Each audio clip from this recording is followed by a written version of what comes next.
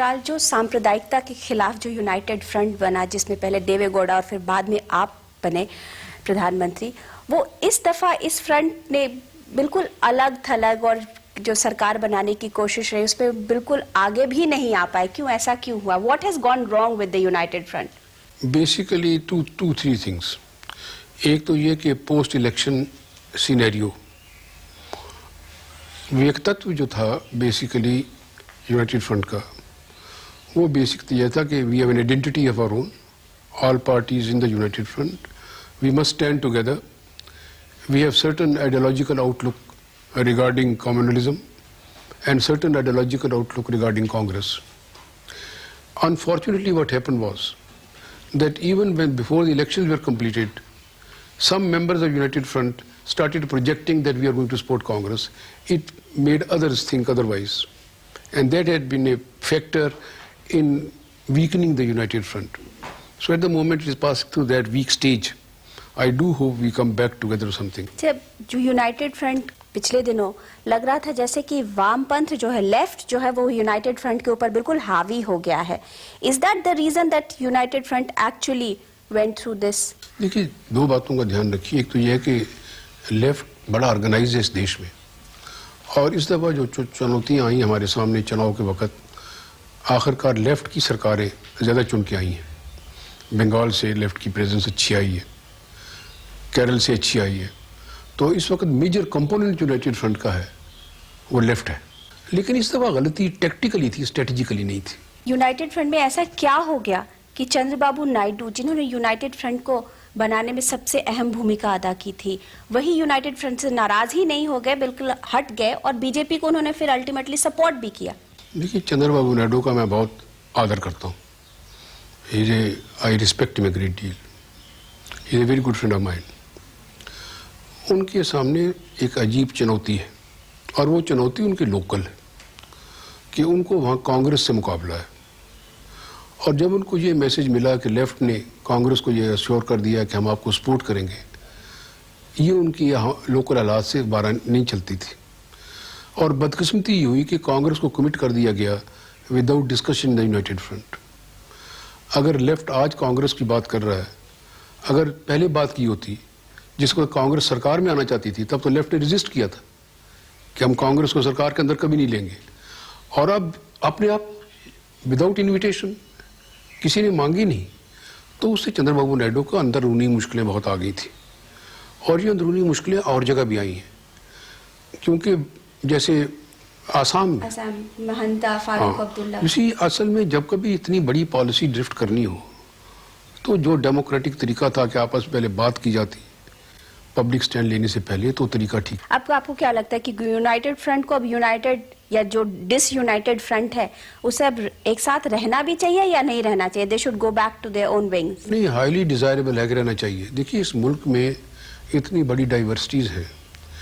United front सरकारों की सबसे बड़ी कंट्रीब्यूशन ये थी कि हमने सेंटर स्टेट रिलेशंस को एक नया रूप दिया था, और पहली दफ़ा स्टेट्स ने यह महसूस करना शुरू किया कि सेंटर में उनकी पहुंच भी है, उनकी बात सुनी भी जाती है। ये सबको करना पड़ रहा है। आज भी जो सरकार बनी है उसमें भी उनको स्टेट्स को ज़्यादा महत्व देना पड़ रहा है। ये नई सोच बदल रही है। आपको लगता नहीं टैक्टिकली यूनाइटेड फ्रंट के लिए जो भी बचा है वो अब साथ कांग्रेस के साथ ही हो जाना चाहिए और वही एक लार्जर अम्ब्रेला रहे बीजेपी के अगेंस्ट? देखिए, अभी तक ये बहुत वीक है बात। कोई बैठ के कांग्रेस से किसी ने बात नहीं की अभी, न ही कांग्रेस ने किससे बात की है। तो ये ज़्यादा मीडिया में डिबेट चल रहा है, कोई बात आपस में हुई नहीं। क्या प्रोग्राम्स हैं, क्या बात है, क्या फ्यूचर है। सिर्फ नेगेटिव फ्यूचर नहीं होते। एक चीज़ के मैं खिलाफ हूँ, आप भी खिलाफ हैं, that is not a unifying factor enough for this Nations future. अच्छा, आपको अगर पर्सनली या इंडिविजुअली किसी एक ऐसे मुद्दे पर जिसे आपको लगता है कि बीजेपी को सपोर्ट करना चाहिए, आप क्या करेंगे? जी हाँ, ज़रूर। Why not? बिकॉज सवाल जहाँ देश का सवाल आएगा, देश के इंटरेस्ट का सवाल आएगा, डेफिनेटली। मसलन इस देश में फॉरेन पॉलिसी के ऊपर कंसेंसस है, और फॉरेन पॉलिसी की अगर इनकी डायमेंशंस वही रहती हैं जो हमने स्पेल आउट की हुई हैं, डेफिनेटली सपोर्ट करेंगे। यूनाइटेड फ्रंट के भीतर की जो पॉलिटिक्स है उसमें आपका बहुत कोई खास रोल नहीं देखा जाता, ऐसा क्यों? उसका जवाब तो मैं नहीं दे सकता, लेकिन ये कि शायद मैं उस काबिल नहीं हूँ। नहीं, आप if you could just define this नहीं, कि मेरे काबिलियत क्या होती है, आपसे काबिल देखिए, व्यक्ति मेरी कौन हो सकता दो है? बातें हैं कि ये फैक्ट है कि यूनाइटेड फ्रंट की जितनी सरकारें थीं, I think as prime minister they were having great deal of confidence in me and you would never have heard anybody complaining against me as prime minister as individual. बाकी जो पॉलिटिकिंग होती है वो और तरह की होती है जो मैं नहीं कर सकता। आपको क्या लगता है ये सरकार जो है ये कब तक चलेगी? किसी इशू ये नहीं होती कि कितनी देर चलेगी। Longevity is not important, doing things is more important. You see some people can live 100 years, do nothing. Shankaracharya lived for 32 years and did so much. You see, the main point is that one must never think, no prime minister must ever think in terms of how long is he going to live. He must think in terms that in a very speedily he must perform tasks. पर आपको लगता है कि जो BJP की जो भी सरकार है इसके जो पुल्स और प्रेशर्स हैं वो आपकी सरकार से ज्यादा है या कम है? ज्यादा है, ज्यादा है। ज्यादा है। उनको ज्यादा मुश्किलें हैं मुझसे। एक तो नंबर ज्यादा है, दूसरे फ्रेगमेंटेड पार्टीज बहुत हैं। कोई 1 मैन पार्टी है, कोई 3 मैन पार्टी है, कोई 2 मैन पार्टी है, और कुछ जो जरा बड़े हैं वो उनके प्रेशर्स में नाम नहीं लेना चाहता उनके। अच्छा, बीजेपी को आज की डेट में आप सांप्रदायिक मानते हैं या नहीं? अब मैं इनकी जजमेंट नहीं देता, लेकिन एक बात मैं मान के चलता हूँ ये कि BJP basically is a front organisation of the RSS which has a very architectured philosophy which is not for me to comment but for everyone to see. और बीजेपी को अगर आप सांप्रदायिक मानते हैं तो व्हाट अबाउट अकालीस? मैंने ये नहीं कहा, मैं कह रहा हूँ कि BJP is a front organisation of the RSS. Akali party has a very big tradition of freedom struggle. Akali party was the only party in the country as a party which resisted emergency. Akali party at no stage in the Indian history has been on the other side than the freedom fighters. Mister Gujral, आप जब प्रधानमंत्री बने तो जो आपकी basics थी प्रधानमंत्री बनने का वो था कि एंटी बीजेपी फ्रंट तैयार किया जाता था और उसके कारण ही आप बने थे। तो आज की डेट में क्या आप बीजेपी को? This is not the question. No, I have never believed in negativism. You cannot build any society on the basis of anti so and so and so. My government basically and my predecessor's government basically was built on democratic secularism. And secularism basically meant many things. पर आपको लगता नहीं कि आपकी जो basic philosophy है आप उससे थोड़ा बदल रहे हैं अपने आप को पॉलिटिकल फिलॉसफी से?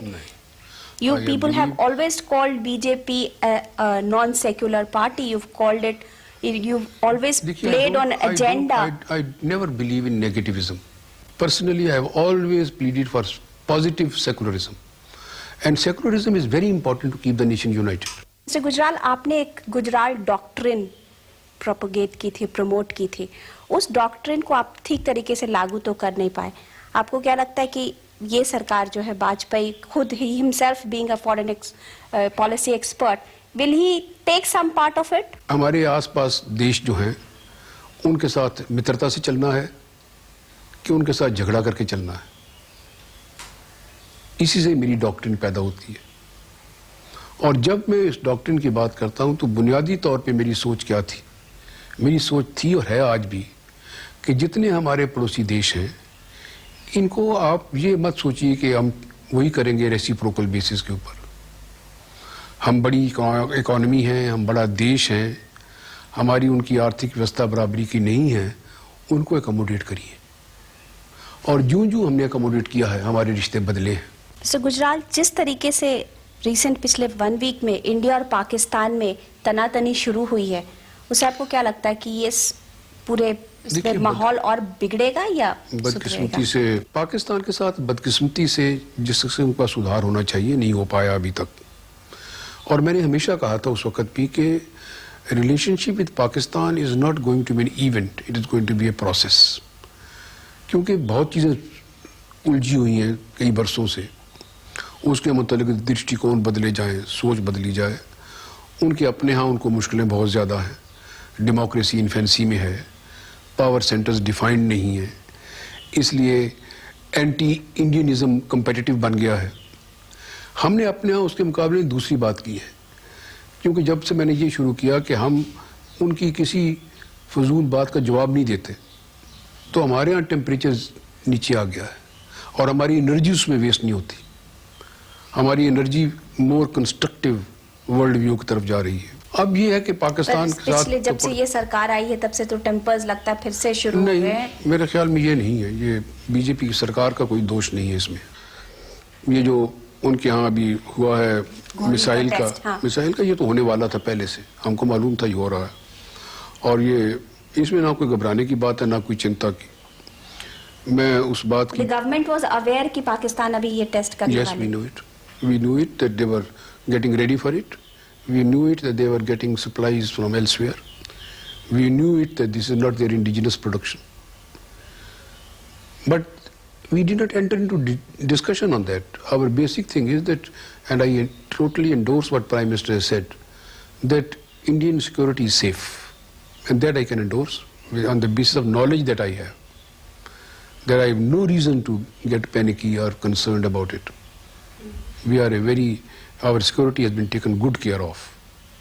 And nation should take this word from me and him together that we are.